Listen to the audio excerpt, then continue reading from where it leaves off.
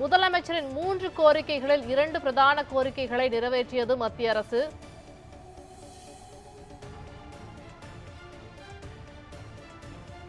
தற்போது கிடைத்துள்ள முக்கிய செய்தி ஒன்றை பார்த்து வருகிறோம். பிரதமர் உடனான சந்திப்பில் கல்வி, மெட்ரோ மற்றும் மீனவர்கள் விடுவிப்பு குறித்த கோரிக்கைகள் விடுத்தார் முதல்வர்.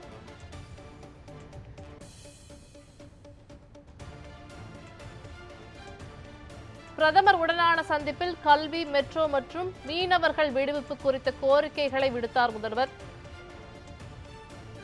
இதுகுறித்த விரிவான விவரங்களை வழங்குவதற்காக நமது செய்தியாளர் ரேவதி இணைப்பில் உள்ளார். ரேவதி, விரிவான விவரங்களை வழங்குங்க. வணக்கம்.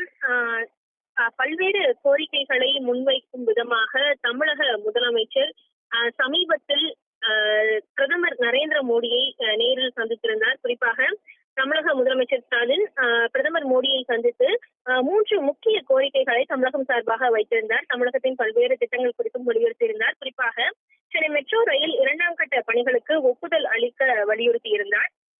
அது மட்டுமின்றி இலங்கையில் தொடர்ந்து மீனவர்கள் கைது செய்யப்படுவது தொடர்கதையாக இருந்து வருவதாக தெரிவித்திருக்கக்கூடிய நிலையில் அதற்கு முடிவு எட்டப்பட வேண்டும் என்றும் தெரிவித்திருக்கக்கூடிய நிலையில் அடுத்த கட்டமாக மிக முக்கிய ஒரு பிரச்சனையாக இருந்த அந்த PM ஸ்ரீ நிதியை கொடுக்க வேண்டும் என்பதையும் வலியுறுத்தியிருந்தார். ஏற்கனவே தமிழக மீனவர்கள் சந்திக்கும் வாழ்வாதார பிரச்சனை குறித்து தெரிவிக்கப்பட்டிருக்கக்கூடிய நிலையில் பாரம்பரிய மீன்பிடி பகுதிகளில் மீனவர்கள் மீன்பிடி படகுகளை இலங்கை கடற்படை சிறைப்பிடித்து துன்புறுத்துகின்ற நிலையில் பிரதமர் வெளியுறவுத்துறை அமைச்சருக்கு பலமுறை கடிதம் எழுதி வலியுறுத்தியும் இந்த சம்பவங்கள் தொடர்ந்து வருவதாகவும் 7 ஆண்டுகளில் மிக அதிக எண்ணிக்கையில் இது நடைபெற்று வருவதாகவும் வலியுறுத்தி இதனை முடிவு காட்ட வேண்டும் என்றும் பேசியிருந்தார்.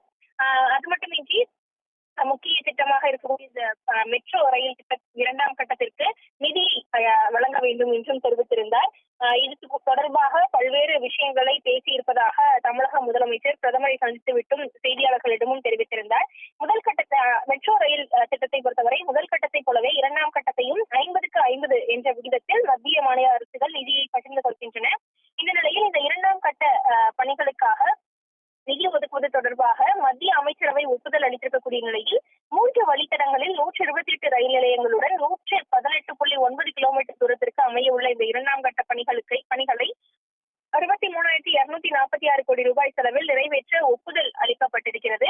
மத்திய அமைச்சரவையில் இந்த ஒப்புதலானது கொடுக்கப்பட்டிருக்கக்கூடிய நிலையில் பிரதமரும் முதலமைச்சரும் சந்தித்த பின்னராக நடைபெற்றிருக்கக்கூடிய முக்கிய நிகழ்வாக இதை பார்க்கப்படுகிறது. அதே போல இலங்கை மீனவர்கள் தொடர்ந்து சிறைப்பிடிக்கக்கூடிய நிகழ்வு நடந்து வந்த நிலையில் தற்பொழுது இலங்கை மீனவர்கள் சிறைப்பிடிப்பிலிருந்து அவர்கள் விடுவிக்கும் நிகழ்வும் நடைபெற்று வருகிறது. இந்த நிலையில் PM ஸ்ரீ நிதியை பொறுத்தவரை தற்பொழுது வரை அது தொடர்பான எந்த ஒரு முன்னெடுப்பும் எடுக்காதது கவலை அளிக்கும் விதமாக இருக்கிறது. தமிழக ஆசிரியர்களை பொறுத்தவரை பல்வேறு ஆசிரியர்களுக்கு இந்த நிதி மூலம் ஊதியம் அளிக்கும் விஷயம் இருந்து கொண்டிருந்த நிலையில் அது கொடுக்கப்படாதது மிகவும் பிரச்சனைக்குரிய விஷயமாக இருக்கிறது. அதாவது புதிய கல்விக் கொள்கையை ஏற்றுக்கொண்டால் மட்டுமே இந்த நிதி வழங்கப்படும் என்று தெரிவிக்கப்பட்டிருந்ததாக பல்வேறு வகைகளிலும் இந்த சர்ச்சை எழுப்பப்பட்டது. மத்திய அரசு 60%, தமிழக அரசு 40% நிதியில் கொடுக்கப்படும் என்றும் ஒருங்கிணைந்த கல்வி திட்டத்துக்கு இந்த ஆண்டு மத்திய அரசு வழங்க வேண்டிய அந்த 2152 கோடி முதல் தவணை இதுவரை தமிழகத்திற்கு விடுவிக்கப்படாதது மிகப்பெரிய வேதனை அளிப்பதாக பல்வேறு அரசியல் தலைவர்களும் கூட வலியுறுத்தியிருக்கக்கூடிய நிலையில் பள்ளிக்கல்வித்துறை அமைச்சர் தரப்பிலும் தமிழக அரசு தரப்பிலிருந்தும் தொடர்ந்து அது தொடர்பாக கோரிக்கையும் வைக்கப்பட்டிருந்தது.